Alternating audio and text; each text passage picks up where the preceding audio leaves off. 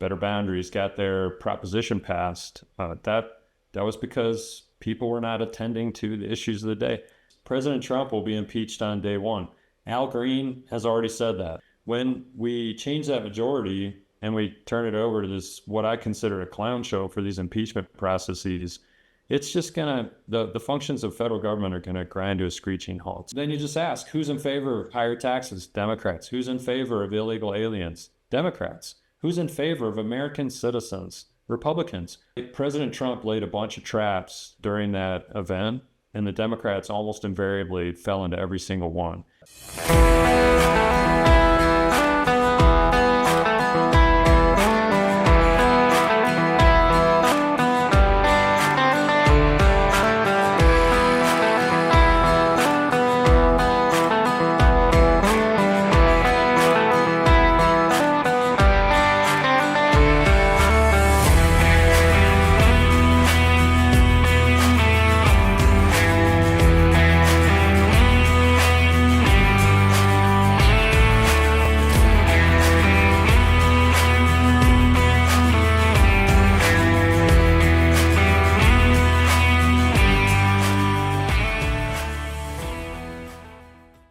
Welcome out to the God and Country podcast. I'm Gerrymandered Kennedy, and this is Ingrid Bettridge. We have a tremendous guest on with us this week. This is Representative Mike Kennedy. Mike Kennedy's, we've been trying to get him on for a few weeks now, and we've finally got him on. I know how busy it is up there in Washington, but we're going to have a great conversation today. Mike, how are you doing today? Great, and I believe Washington should be less busy and Utah and our people should be more busy, so I'm trying to put out fires over there so that you guys don't have conflagrations burning this place down, but I'm glad to be with you. Thanks for having me. Well, just so everybody knows, Mike and I go way back. I mean, years and years and years back. So I was a specialized laboratory representative doing cancer screenings and genetic testing, all that kind of stuff, back when he was working at Premier Family. And I would visit his office as a rep. I'd walk in there and as a rep just talk to him, and we talked for, I don't know, a couple of years, I guess, when I was visiting Premier Family. And then I became a Utah County delegate, and the roles reversed. And so he started visiting me in my house because he was running for Utah House at that point, and then he came over to my house, and I actually helped him on his campaign. I made phone calls and stuff like that with a few people. And then he kind of disappeared on me because he got a lot more power going up to the U.S. House of Representatives. And I haven't been able to speak with you since. So there we go. So how are things going up there? Are you in D.C. right now, or are you here in Utah? I got back last night about 9 p.m., so I'm in Utah. We have, it's campaign season, and actually I always want to be home if I can anyways, but during campaign season, there's always a lot of events. So we came back last night. I'm in Utah, and I'm glad to be here. Well, we're glad to have you in Utah.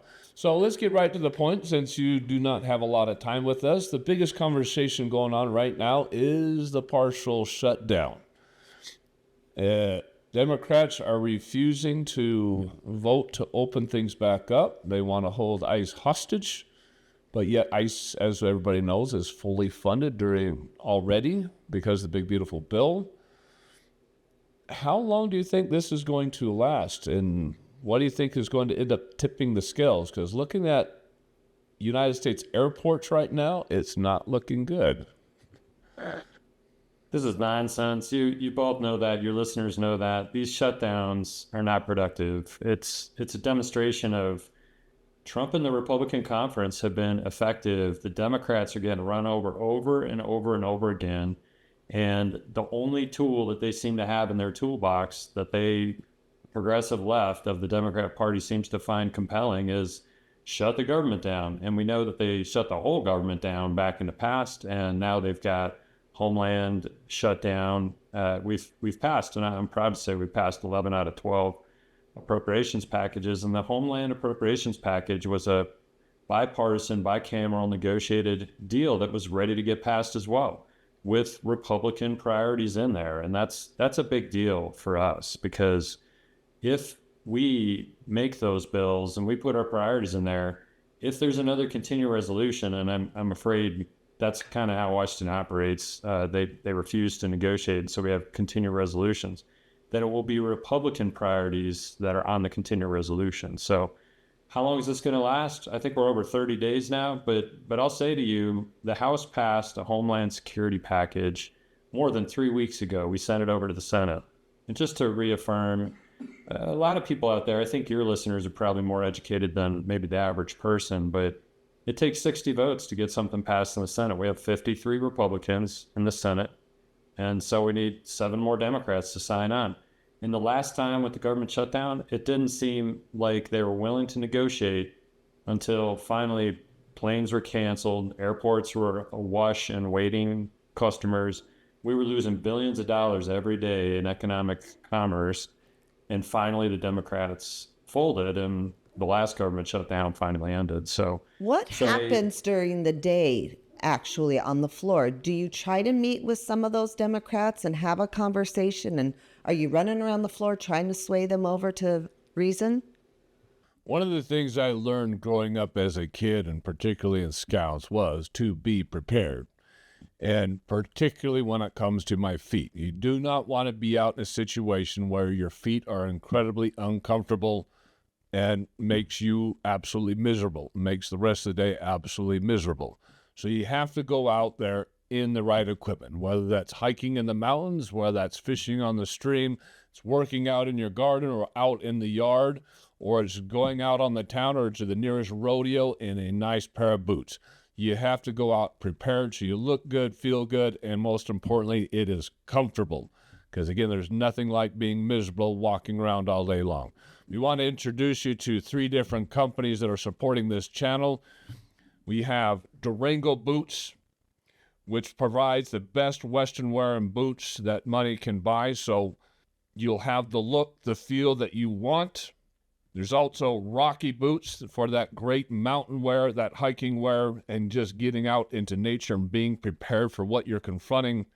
And then there's Mucky Boots or Muck Boots, which will provide the perfect waterproofing that you need for fishing, hunting, and again, getting out in the yard and working in the mud. These are great companies that supply a great pair of boots for you for any need, for any occasion. So again, go to the link in our description or click on the QR code that's coming up on your screen for any of these great sites, whether it's Western wear, whether it's the outdoor wear and getting up into the hills and the mountains, or whether it's muck wear that you need to be able to work around the garden or go fishing or hunting and not walk around with wet feet. These are great products at great prices that will keep you perfectly comfortable all day at the same time that you're looking good. So trust these products, whether it's Durango, whether it's Muck Boots, or whether it's Rocky Mountain Boots or Rocky Boots, and go to those sites using the link in our description or QR code that's popping up on your screen. Again, the link in the description or QR code that's popping up on your screen, and support our channel. To reaffirm, the House has already passed. We sent over to the Senate. And no, I don't go to the Senate floor to negotiate. That's for Senator Lee and Senator Curtis from the state of Utah. And all I know about that is as much as you know. So no, I'm not hustling around trying to get any sort of House deal done because we've already passed our House deal. We sent it over. In fact, I'll point out too, another compelling issue is the Save America Act. Yeah. We've passed that as well from the House. We sent it over to the Senate, and things just sit there in the Senate and they die. So that's a better question for Senator Lee and Senator Curtis. And I can't say any more than what I read about in the media feeds that I've got. But it sounds like Democrats still think this is a winning strategy to shut the government down. I think it's nonsense. And here's the final point I'll make on that. I'm happy to take further questions. But when Democrats have their constituents complaining that they can't get on airplanes to go where they want to go, and more importantly, when Democrats have, in the Senate, have planes that they can't take to fly around and go see their fundraisers or whatever, all of a sudden it seems like they take this seriously. So until planes are shut down, airports are shut down, I just don't think they're going to take this seriously because every Democrat in the Senate is concerned about a challenge to their left. We know a third of the current House Democrats have challengers to the left of the incumbent. And you see the current Democrat Party, they are arguing in favor of socialism and communism. And these people have challengers to the left of the current incumbents. So I just count this as nonsense. We've already had a negotiated package for Homeland Security. We have terrorists that are attacking and killing our citizens. And I think it's high time these Democrats take this seriously. But sadly, it seems like they're not going to until airplanes are canceled. Well, looking at the local news reports, that's going to happen very soon here. I mean, I saw a recent report from TSA saying that over 10%, they're pushing 12% of TSA agents are not even showing up to work anymore, calling in sick, saying they're not showing up. I know TSA people that are out there Uber driving just because they need money. They say they can't even put gas in their car right now. And I don't know who was from the Department of Transportation got up there and started announcing, he says, look, we are going to start shutting down entire airports if we don't get this fixed. I mean, what's your opinion? How soon do you think TSA is going to actually start shutting down airports? Secretary Duffy had to do that last time, and my suspicion is that until that happens, the Democrats are going to continue to play partisan politics with the lives of these individuals. I'll also say, and it's just part of the job, is I use airports and TSA a lot now because twice a week I'm flying out and flying back. Salt Lake TSA and Reagan National Airport TSA. I was just in Reagan yesterday and landed in Salt Lake. They are doing a good job. These people are working without pay. They missed half of their paycheck last 2 weeks ago. And just recently, they missed their 2-week paycheck. These people are working now for more than 3 weeks without pay, which is nonsense. These families are being impacted. And Democrats, this is a strange thing for you and your listeners. They say they argue for the common man. Meanwhile, they're doing fundraisers and they're trotting around the country doing their various events at the Met and operas and such. And if they're going to fight for the common man, maybe they ought to sign on to the bill that they agreed to. We're talking, this is another Schumer shutdown. Chuck Schumer and his pals, they just refuse to do anything on the Senate side. It's really a terrible travesty as to how they're effectuating their politics. And I think they're going to pay. The American people are sensible people. They recognize this is not a good strategy. Well, I'm just hoping that people on the left start pushing back, because obviously everybody here on the right, everybody on the conservative side are already pushing back, but they've got to have their own constituencies actually start pushing back. And so until that pain really starts hitting home a little bit, we might not get enough pushback to get them to fold, because they won't hold out. They're afraid of what's happening.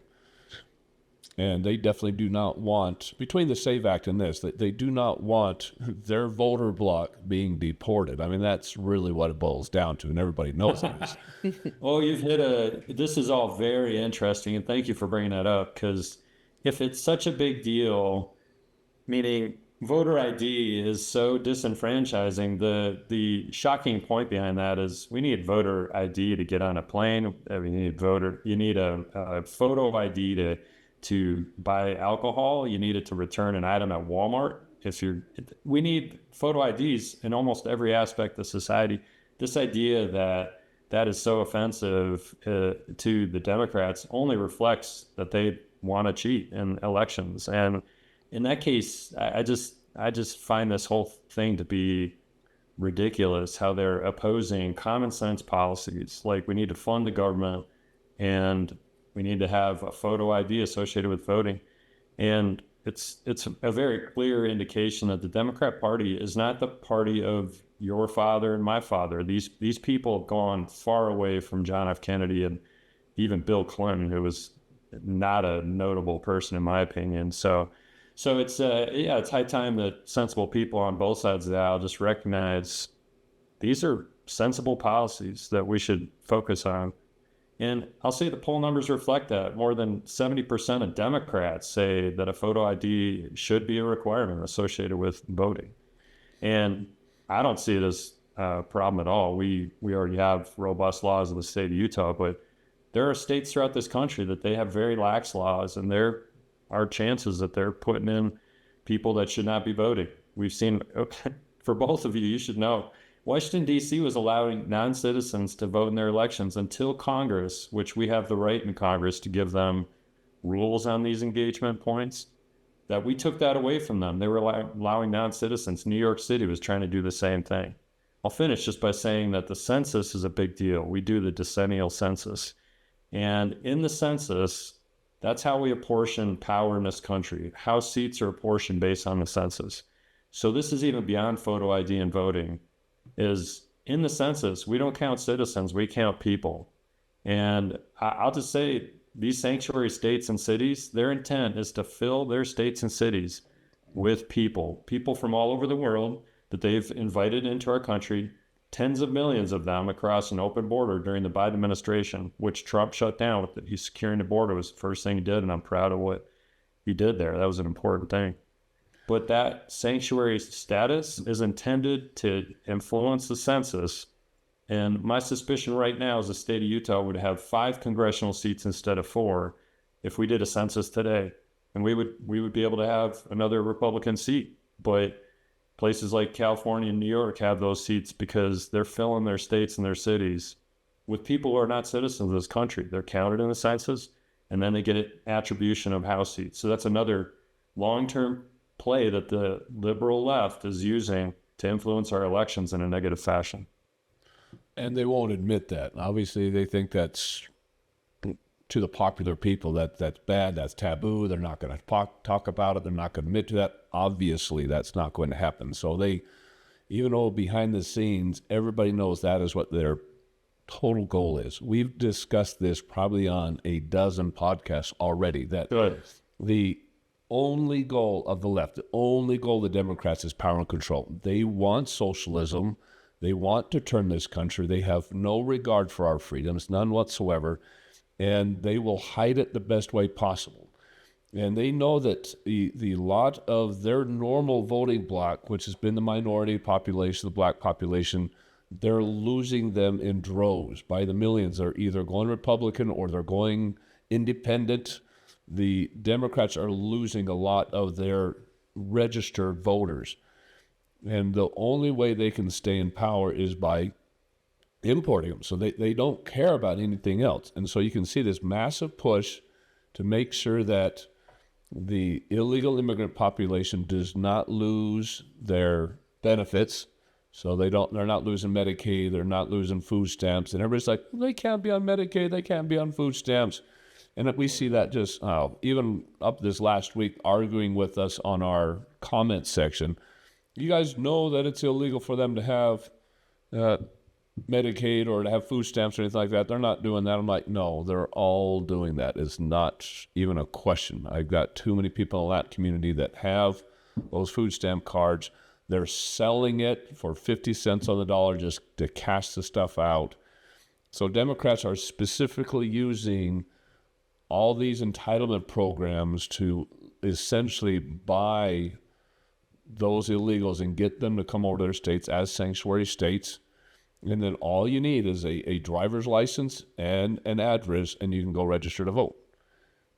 No one's scrubbing the voter rolls. Even here in Utah, we've seen that where all you have to have is a driver's license and a utility bill that has a proof of address, and then there's a checkbox on the voter registration. And that's the only thing that's verifying that you're a U.S. citizen, which, I mean, I don't even know why the state of Utah still has that ability is to not prove that you're a U.S. citizen. So the SAVE Act is going to go a long ways towards that, but there's an incredible amount of pushback. And I'm glad that the House passed it. How hard was that to pass in the House? Did you have a lot of arguments amongst your own constituency, let alone on the left?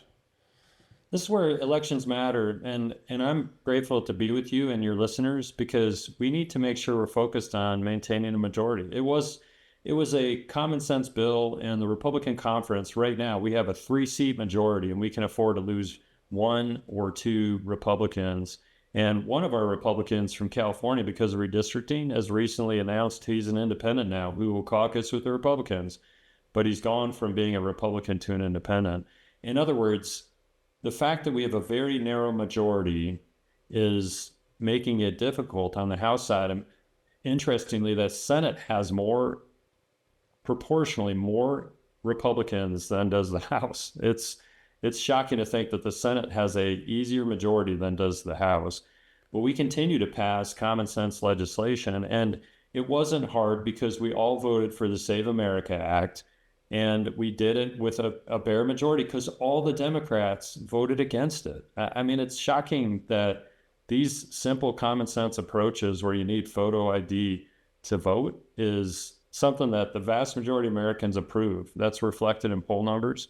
And also, if you just go out and ask people on your family and friend list, they're just going to say, yeah, that makes sense. Only citizens should vote and you should have a photo ID. So it was everything that happens in Washington is always a challenge, which is why I keep emphasizing I want Utah stronger and Washington smaller. I want to make sure that we're doing more of these things in the state of Utah than we are Washington, D.C. But we were able to pass it because we have a majority.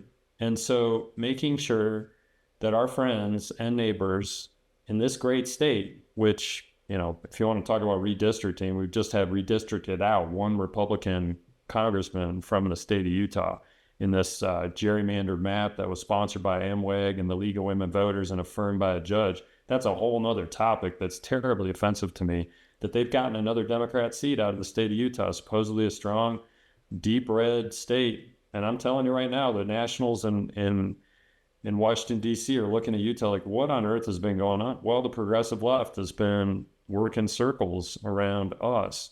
And we're just not paying attention to this 2018 Better Boundaries thing that happened and the lawsuits that have been going on since that time. So in the Prop 4 repeal, which is supposed to be on the ballot, and those people from MWEG are actually Better Boundaries. They're getting people to take their signatures off the list so that we can't have the legislature draw, per the Constitution of the state of Utah, draw the boundaries. So we need to make sure we're likely to lose a seat, a Republican seat in the state of Utah. We're going to have one Democrat likely and 3 Republicans, which is shocking. But we need to make sure we're attending to our own backyard, our house, in the state of Utah. We also need to go to Arizona and Nevada. We need to try to help people in Colorado who are sensible Republicans, conservative people, help them win their elections. And I'm focused on winning my election, of course, and we have caucus convention and then primary and then the general election. I'm going to take that seriously. It's campaign season, and I've been campaigning for 12 years. Every 2 years, I'm campaigning all the time. I love talking to people, and I'm glad to have you with me today, and let's keep talking. Let's schedule this in a few months. I'm happy to do it. The problem's starting at the grassroots level. I mean, you talk about caucus, and both of us in our precincts, within our own party in caucus, conservatives didn't show up in my area. We had those who were asking if you wanted to repeal signatures, then you were not going to be voted in as a delegate. And that's just shocking and so depressing.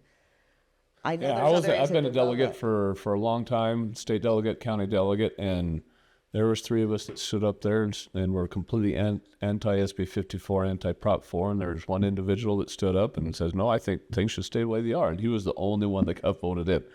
It's crazy what's happening because conservatives are not paying attention. They're honestly not paying attention. I mean, we were avid at going out there and getting signatures for Prop 4, and I was able to get a couple packets filled out and get signatures, but it was shocking to me how many people I would speak to that I know are good, conservative, wholesome people and says, oh, I'm not political, I don't get involved. And I'm like, if you're alive, you're involved because it's your fault that bad things are happening in this good state because you just choose to put your head in the sand, think bad's going to happen in the state of Utah, but yet all of a sudden now we have a Democrat. I think too many of us we're leading blessed lives despite everything, and so they just don't want to get involved in the ugly, and so they don't show up. And so who showed up was a very well organized group by a very well, somebody that conservatives don't appreciate being in office, and taught them how to become delegates and how to bring their absentee ballots, and they came with hordes of absentee ballots to vote in non-conservative delegates. Yeah, exactly what happened. Our own systems are being used against us, and if we're asleep, and I'm sorry to hear that that's how it's going. I'm a fan of everybody participating, but when we have places like MWEG and League of Women Voters that are running this process, it's not reflective of many people in the state of Utah, and that's where it's over. Caucus was a couple days ago, but at this point, look into the future is when we go, we need to bring our friends. We need to make sure that we have those there that are going to support conservatives in this process. Otherwise, like 2018, when Better Boundaries got their proposition passed, that was because people were not attending to the issues of the day. And I'll just say Colorado, the Colorado blueprint is a very clear indication of how this state can go, because 20 years ago, Colorado was a solid conservative state, and those that had intention to make a difference, to move things to the liberal left, is they started influencing state elections. They redrew boundaries, and they made it so it's extremely difficult in Colorado for anybody that has any conservative credentials to get elected. It doesn't help that the average citizen is relying on their information by watching the 3 local broadcast stations who are bought and not promoting, they just show one side, and then my darling little neighbors that are senior citizens, they believe all that to be true. So they're okay with what's going on because they don't know any different, and it's so unfair. That's why we need to make sure God and country broadcasts like yours are affirmed and supported, because the traditional media has never been a friend of the conservative cause. But going back to Colorado, as they become a deep blue state, and now you got legalized marijuana and the terrible things that are going on. I've been to Denver a few years ago, and it was just a terrible place to go. I don't ever want to go back. It was so sad to look at how the place had degenerated, with marijuana everywhere and homelessness obviously all over the streets and so on and so forth. By the way, we love people, we want to help people, but helping people is not passing laws to legalize drugs so that people can use more drugs, and it's not actually opening soup kitchens in everybody's street at the state capitol. It's actually helping people, helping neighbors, making sure we're taking care of each other in our communities, and not more government programs. I want to go back to the comment you're making that having an idea is becoming more and more popular now, even amongst the left. So we see that there's a referendum going on in California right now where they're collecting signatures to get that on the ballot. It looks like they're succeeding in getting that on the ballot to mandate to have voter ID and proof of citizenship. I mean, just amongst the citizens in California, and we know how liberal that is, and yet somehow that is going through. I don't know how many more signatures they need to collect out there, but from the last report from mainstream media anyway, they were almost at the point where they could get that onto the ballot. Have you heard much about that? Haven't heard much about it, and that's it's good to hear. In fact, somebody told me just a few days ago that the state that has the most Republicans in all of our country is California. I mean, there's reportedly California is about 40% registered Republicans. But look at that state. Look at how their elections go. They got a guy like Gavin Newsom as their governor.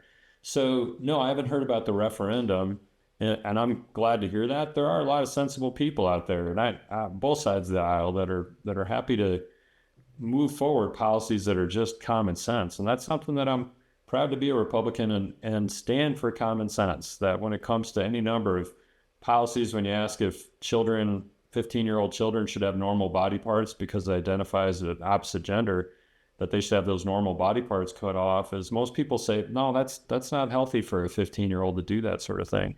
And our policies in the state of Utah reflect that. I've been happy to fight as a warrior for conservative causes, to fight forward in these areas, but there are a lot of people that are influenced by the mainstream media, and they don't know what's happening in the state and federal capital. And I'm happy to make sure that I'm bringing sensible conservative policies forward. And I know President Trump is pushing that as well, but I hope that passes. I mean, it'd be nice to see that California requires photo ID associated with voting.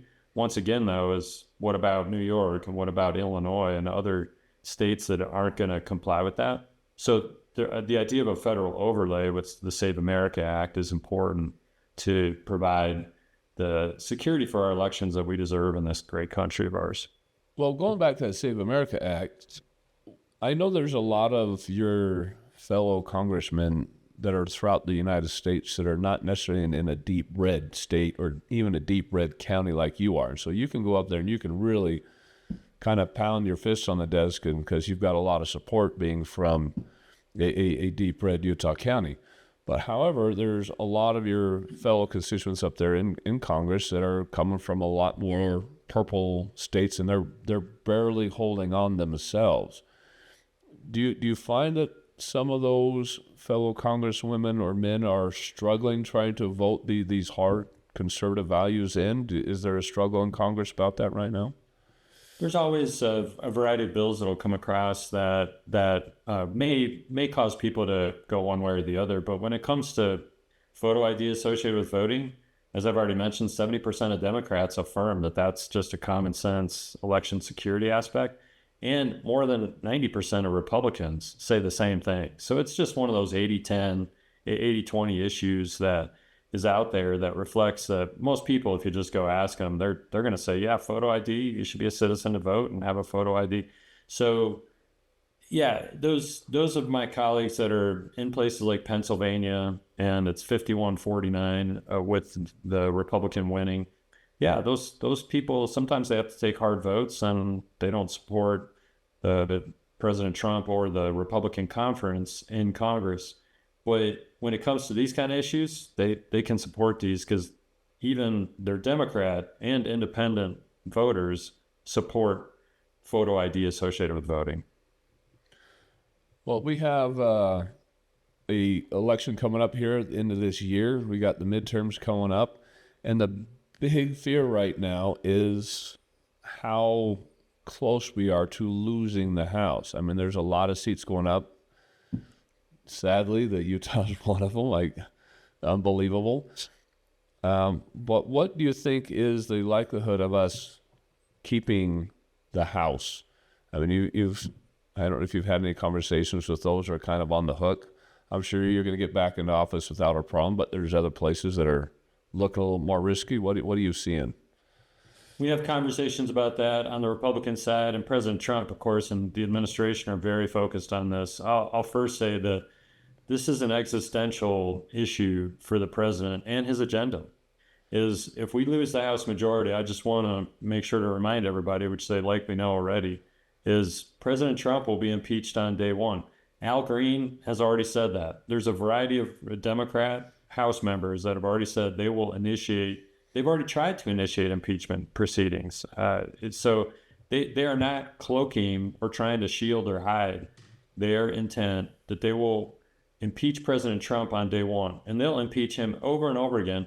This is where I go to my independent and even Democrat friends and say, do you just want to watch for the next 2 years of the cycle? Do you want to watch impeachment proceedings?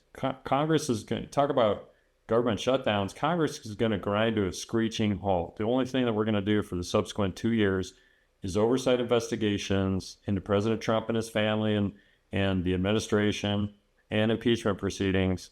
And if you want the country to kind of function, you might want to reconsider independents or Democrats voting for Democrats, because when we change that majority and we turn it over to this, what I consider a clown show for these impeachment processes, it's just gonna, the functions of federal government are gonna grind to a screeching halt. So there is a deep-seated interest on the Republican side to make sure that we're doing the right things for the American people. And we are bullish about the elections. We believe not only that we can maintain the majority, but also that we can expand the majority.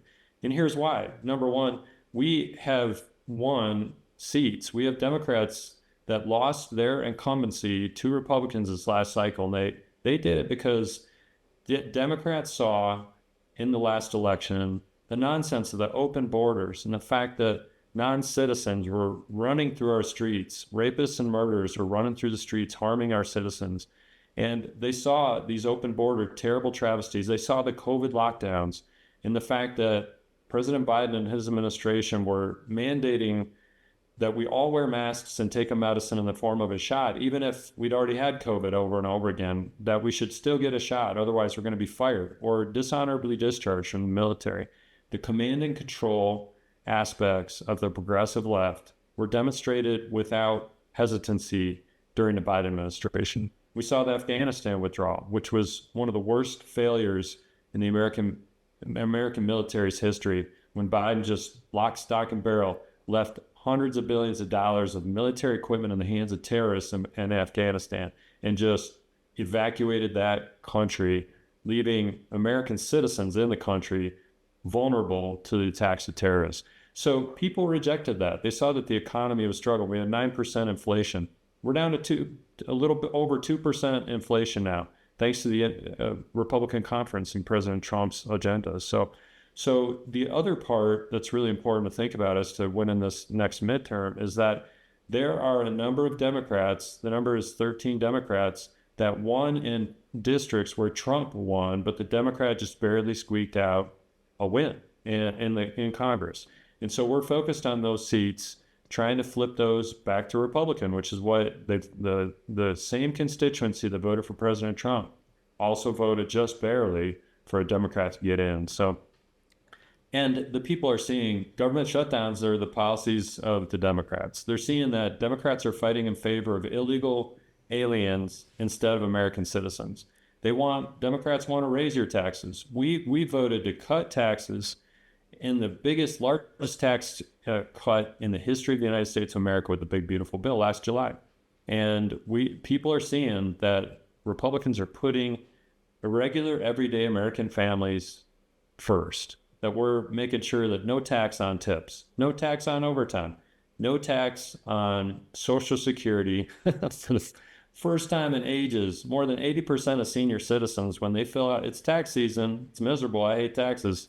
But when people fill out their tax forms and they get the refund back, we're estimating $1,000 to $3,000 more that these people are going to get back than they got last year as a result of the work we did in the Big Beautiful Bill. They're going to actually find these sensible policies are what they're going to vote for in the fall. So, and the other thing that I want to point out is SNAP benefits. You mentioned Medicaid and SNAP.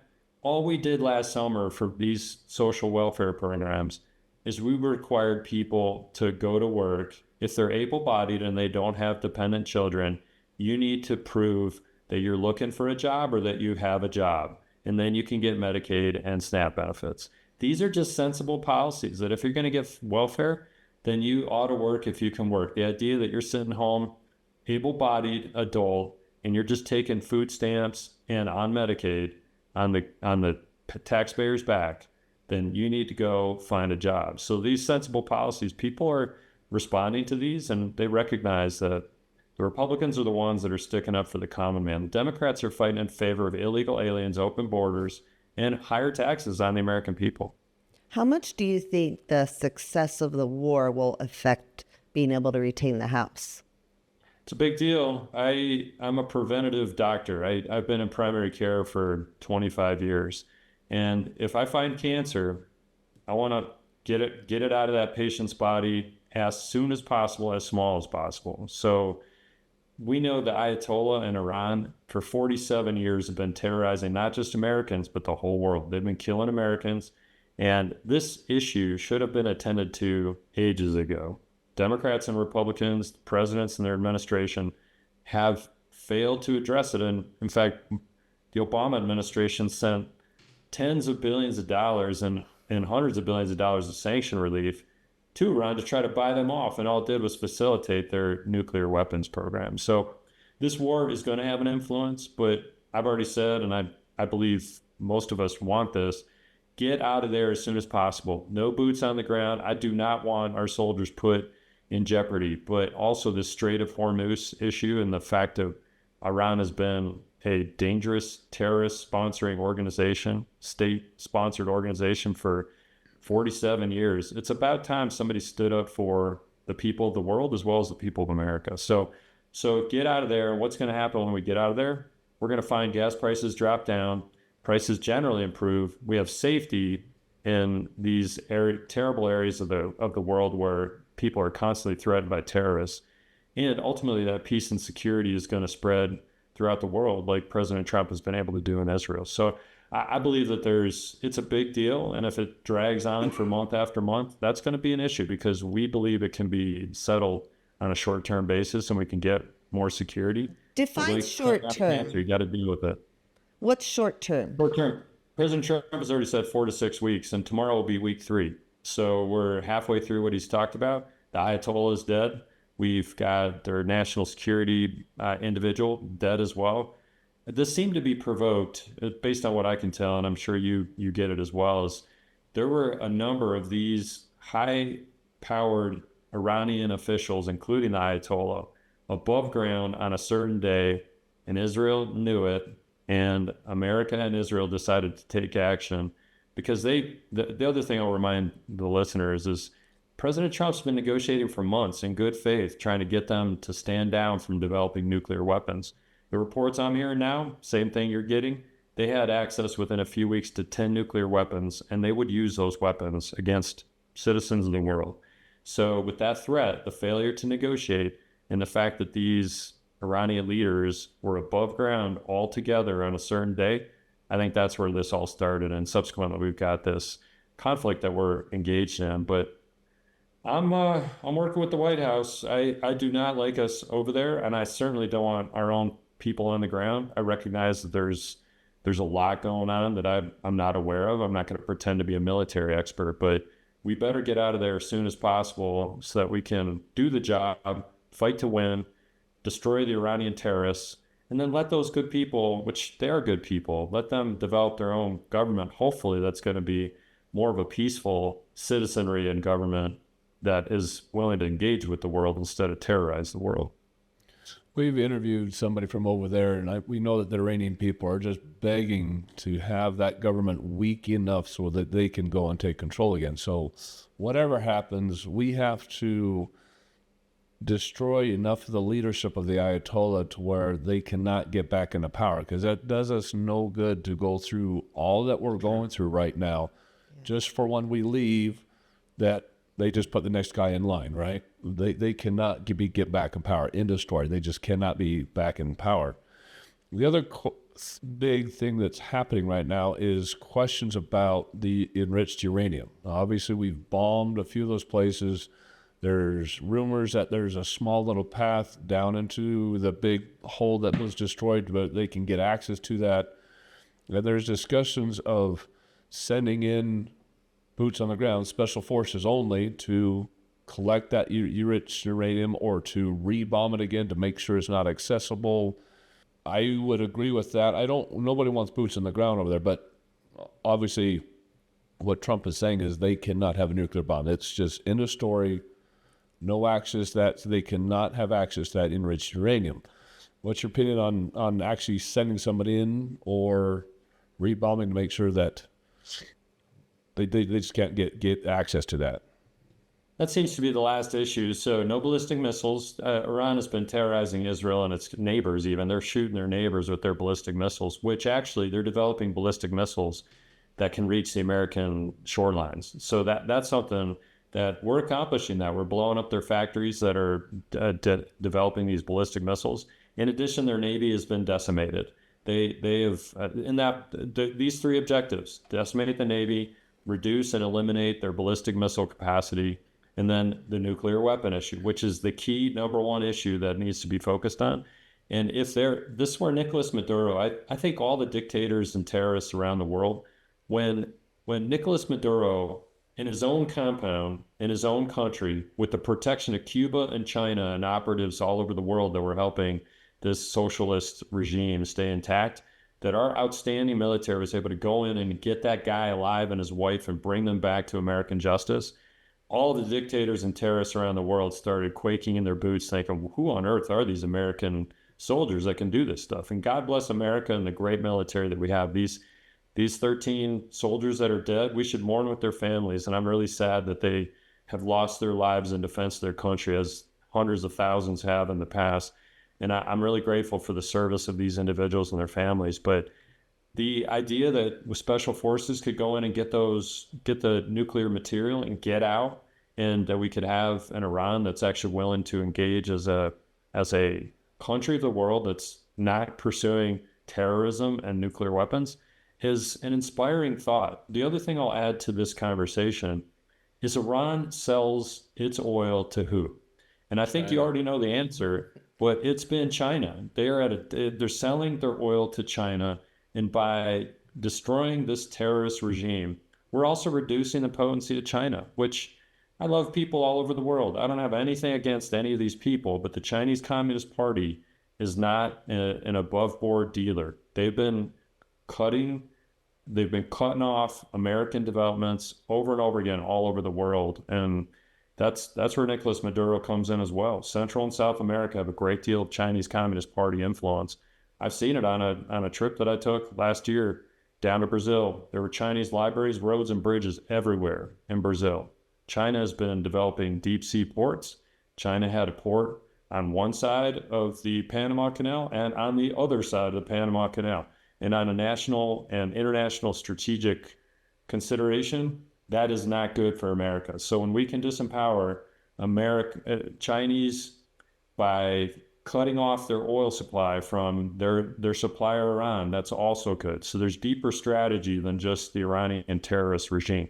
This also involves our international adversaries, including Russia and China. One of the things I learned growing up as a kid, and particularly in Scouts, was to be prepared.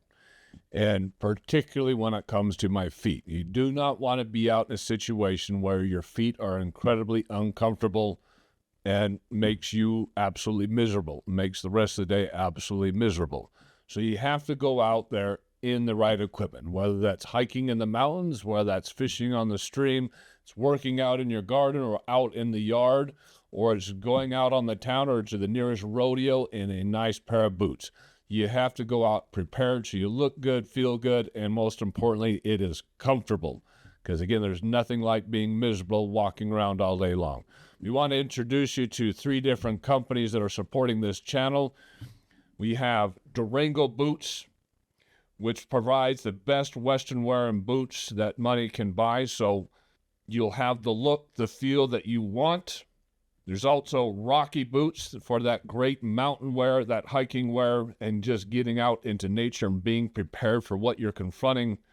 And then there's Mucky Boots or Muck Boots, which will provide the perfect waterproofing that you need for fishing, hunting, and again, getting out in the yard and working in the mud. These are great companies that supply a great pair of boots for you for any need, for any occasion. So again, go to the link in our description or click on the QR code that's coming up on your screen for any of these great sites, whether it's Western wear, whether it's the outdoor wear and getting up into the hills and the mountains, or whether it's muck wear that you need to be able to work around the garden or go fishing or hunting and not walk around it with wet feet. These are great products at great prices that will keep you perfectly comfortable all day at the same time that you're looking good. So trust these products, whether it's Durango, whether it's Muck Boots, or whether it's Rocky Mountain Boots or Rocky Boots, and go to those sites using the link in our description or QR code that's popping up on your screen. Again, the link in the description or QR code that's popping up on your screen, and support our channel. Well, I think Trump just prevented another war, and many people really don't consider it because you're hitting a really, really good point there. Between taking out Maduro's oil so that he could not ship that oil to China because China was in Venezuela, Iran was in Venezuela. I got family members that are on the ground that live in Venezuela, and they can attest that those people were there. Between taking out Maduro and taking out Iran, that has dramatically weakened China. And between that and what's happening in both Iran and Venezuela, China is seriously reconsidering their exploits of trying to take over Hong Kong or any of these others, because that we know that they're just waiting for a weak president, a weak United States to be able to just go in and take that, because they saw how weak we were with Ukraine and Biden, and if we hadn't done these things, obviously China would not have hesitated. Good question for you. So you were at the State of the Union.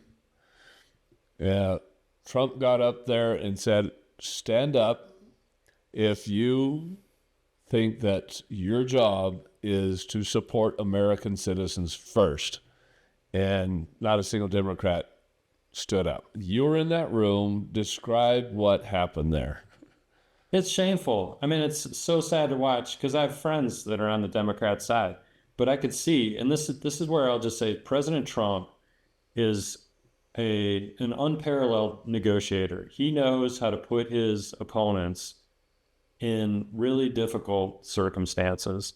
And I could see, in fact, where I sat and during the State of the Union, looking over at my Democrat colleagues, some of whom are friends of mine, and I'm thinking of a particular friend from a certain area of the country, and he's a smart, sensible guy, but I could see during the speech how angry he was. And I'll just say President Trump uses these people's anger against them, and they end up making decisions on the spur of the moment that long term they're going to regret exactly that moment and other moments during that speech. The idea that stand up and applaud if you believe that we should protect American citizens and deport illegal aliens, and all the Republicans stood up and none of the Democrats did, was that's just campaign commercial number one. When the general election, so the primaries are going to happen, the Republicans all over the country are going to be against, as you've said, in swing seats, they're going to be against their Democrat opponents. And there's the commercial, is you just focus in on whoever the opponent is. And while they're supposed to stand and applaud that we're supposed to protect American citizens, and that person just sat there with anger on their face because they hate President Trump. Their hate was more important than the issue. I don't know Yep. from where you were seated if you could see, but there was a moment, and I want to play it back to make sure I have it accurate. But there was a gentleman on the front row on the Democratic side, and there was a point that was more benign that a handful of them stood up and clapped. I saw the gentleman immediately to his left stand up, whisper in his ear, and yank him back down. Yep. The next shot I saw of that gentleman, he was now sandwiched between two Democrats. Like he was being censured, like you were not going to get up and clap for anything. That's it is sad to watch the unifying aspects of this, and even when you ask for sensible concessions, they just won't do it. And it's a effort to try to be unanimous in opposing President Trump. But what they're not acknowledging is that they're opposing the American people. I mean, that statement of stand up if you believe we should protect American citizens is just, yeah, okay. I mean, I love American citizens. That's who we should protect. So then you just ask, who's in favor of higher taxes? Democrats. Who's in favor of illegal aliens? Democrats. Who's in favor of American citizens? Republicans. Who wants lower taxes and to root out waste, fraud, and abuse? The Republicans are focused on that. So, and I just want things to work. You know, it's sad. And you and I are old enough to have seen State of the Union addresses in the past by presidents on both sides of the aisle, and people stood and applaud. They both sides applauded for the military heroes, for the mothers who had murdered daughters on the trains. They would mourn with those that mourn. They would applaud our military service members who deserve the respect of all Americans for the sacrifices that they've made. Nowadays, we live in this partisan, nonsensical world where you can't even stand up. And I haven't seen that clip that you're talking about, but the idea that they're going to be command and control censured from their party, I'm not surprised, because they, in a common sense fashion, everybody should stand up and support American citizens. So President Trump laid a bunch of traps during that event, and the Democrats almost invariably fell into every single one.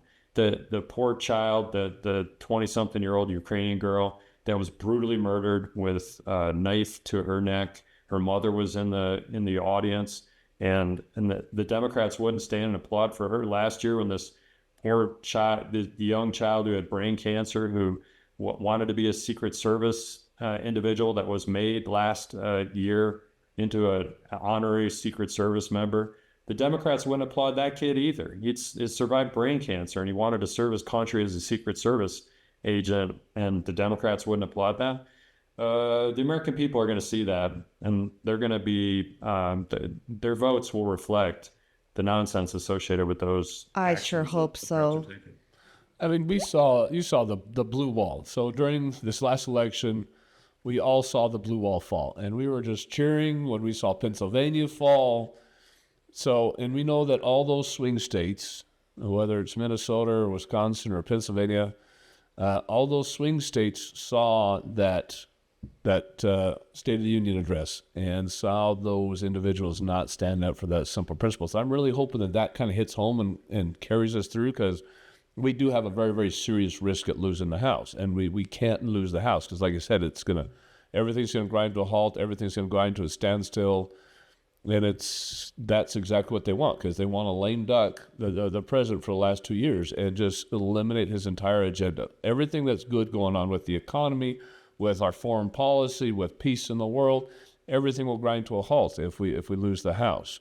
So hopefully this does kind of push a lot of those swing voters to our side, but we'll see. I guess we're going to see in November how that's going to work.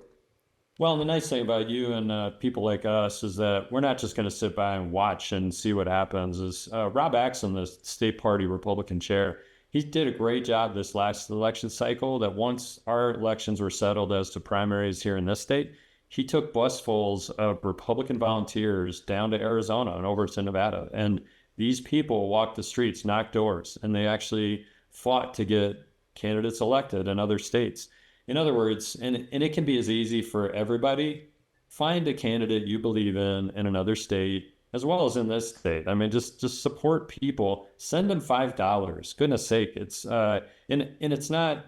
It doesn't have to be an extreme amount of money. It's just when you donate your money, when you donate your time, when you make phone calls, you can get lists. I mean, of course, let's think about our amazing technology, and you could just get a list of possible voters in the general election from a state that might be a swing state, and just call those voters and chat with them and try to talk up the candidate you prefer, and encourage them to get out to vote if they're gonna participate in the process. So we need to be active in managing this process. And I'll say, from Speaker Johnson, our leadership team on the House side, we are committed to making sure that we translate this Trump agenda into 2 more years of the final 2 years of his presidency, because it will all fall apart if we end up even just with a few seats lost on the Democrat side. So yeah, I think a big message that I want to continue to promote wherever I can is we need to be actively involved, because this idea that everything's fine, I'll just sit at home and I'll just watch TV and yell at it when I'm angry and just let it happen the way it's going to happen. Okay. But the United States of America celebrating 250 years is inspiring to me. And we need to do today what we should do, so that 250 years from now, when all of us are gone and we've got our great-great-grandchildren running the place, that we can celebrate 500 years of this country without having it fall apart or turn it over into a socialist or communist country, because there are people out there, they actively are pursuing those efforts. Well, to kind of let you go here, how is your campaign going? What do you need on your campaign? Let's give you a plug here. So kind of tell your audience down there in Utah County what you're doing and what you're looking for. Yeah, so my district is now American Fork, Cedar Hills, Highland, off to Eagle Mountain and Saratoga Springs. Then it goes north to Tooele and more of the West Valley area. The new map is something that a lot of people aren't familiar with. And actually, Utah County has been, there's been an erroneous set of notifications as to whose district is what. So everybody that has been elected to their, I'm only using convention. I mean, I don't get signatures. I'm not planning on doing signatures. I'm gonna call every one of my 1,500 or so delegates and talk to them about the election and seek their support in this process. Convention is late April, and I'm hoping that I can encourage my smart voters to support me in continuing my work in Washington, D.C., which is trying to make Washington small and Utah strong. That's what I want to focus on. And so Mike Kennedy for Utah.org is the website that you can go to and learn more about me and my candidacy. I've got an official website as well that people can look up. As I'm not MikeKennedyHouse.gov or something. I don't know. I don't look at my website very often. We'll look for it and we'll tag it. love to have people, if they've got questions and issues. We've got a Utah County Meet the Candidate event this tomorrow afternoon. And yeah, I'll just be out meeting the people and hoping to get their votes. These are smart people, and it's been my pleasure for 12 years to represent state house, state senate, and now as a congressman, the good people of Utah. Washington needs more sensible people from Utah there, and I'm proud to represent our good people who work hard and just mostly want the government to get out of their way so they can get the work done that they know they should do. Come by and see us at our booth at State Convention and bring us a sign. Excellent. And actually, maybe we can do a little interview there. I don't know if you're going to be We'd broadcasting. love it. We will. Yeah. We'll be going live there at the convention, so make sure, let's make sure we connect up that way. I'd love to make some comments and say hi when we come to What is the, last question, what is the biggest thing specifically affecting Utah on the national level that you're working on right now? Now, national lands and energy. This is key to our especially with the conflict we have in Iran, the spike in oil prices. Utah is an energy-rich state, and we have been locked down for ages because of NEPA and environmental lawsuits that you can't develop mines, you can't develop oil and natural gas, you can't even build data centers and power them because of these permitting processes. So I'm particularly in my focus on natural resources, transportation infrastructure, to science-based technology. These are my committees that I serve on. All of them are so that we can become autonomous with our energy supplies. We need to supply our own oil and natural gas, so we're not dependent on Saudi Arabia and our Middle Eastern allies to get these things. So I've particularly been focused on that, but I'll keep saying it over and over again, is I want Utah empowered to do these things. I want Washington, D.C. smaller. Washington, D.C. is never good at feeding, clothing, housing, and healthcaring, educating everybody. They can't do these things. They're not intended to do these things constitutionally. So I'm focused on making sure that we're empowering Utah to do the good things that it should do. Big part of that is the vast majority of Utah land is owned by the federal government. How do we get our land back? I mean, we should be kicking off the Department of Land Management. I mean, I understand the Forest Service and all that's kind of fine. I can understand the national parks. But there is a vast majority of our land that's owned by the feds. Is there any way to get that back so it's state-owned, state-controlled? We're working on that on a regular basis. I've been working on that since 12 years ago when I first got elected. It is not an easy task, but here's a really interesting consideration with the energy development needs is if we can, on those federal lands, develop the energy, then on some level we are getting our land to be used, not abused, and develop it in a way that it's not wholesale selling it or giving it to Utah, but it's because that there's a lot of federal resistance to that from, we only have 4 congressmen and women here in the state. There are 52 in California. There's another 40 something in New York. The power is often on the coast. And so they look to the West and they want the West as a federal land playground. They just want to leave it the way that it is. But we can, for the compelling needs that we have for energy, we can continue to pursue the opportunities to develop energy. And that turns these lands into productive lands instead of fallow lands that just are wasted. So I'm focused on permitting reform, making sure that these NEPA lawsuits don't last forever, and that we can actually get our rare earth critical minerals, which I'll just say Eagle Mountain has rare earth minerals just in Eagle Mountain. And I just was learning about that yesterday, being detailed by some of the good people from Eagle Mountain. I'm like, I didn't know Eagle Mountain had a mine that they could develop rare earths over there. So we're not dependent on China for these rare earths. Hallelujah, let's do it. So absolutely, we should focus on using our lands without abusing them so that we can be more secure in this really dangerous world of ours. There's a big push to get these data centers and also go nuclear. Is Utah ever going to go nuclear? Big fan of nuclear. Governor Cox, myself, our Congress people, we're all focused on, our senators, we're focused on it. In Emory County, we just put a portable nuclear power generator that they're working on getting it online so it can start to generate energy. I mean, if you think about Utah, we've got uranium in the ground. We've got places that we can store the waste. We've got vast tracts of federal land. We can build these places, these power plants, as well as data centers on federal land where it's not prone to tsunamis, hurricanes, and earthquakes. I'd love somebody to have on to discuss that, because there are constituents that don't want that. They're afraid of the data centers. They're going to use all the water up. They're afraid of nuclear energy. I'm from Florida, grew up near a reactor. Nothing ever happened. And so we'd love to have somebody on that can educate people so that they can get rid of the Let's fear. talk offline, because I know some people that are doing those sort of things. And if you want to get some experts on to talk about how that's We'd going, love to. Let's do it. Because we have energy solutions out in the West Desert. I'm always of the opinion is, why don't we have a nuclear power plant right next door to energy solutions and just piping it into the valley? I mean, it's ridiculous not to have that already.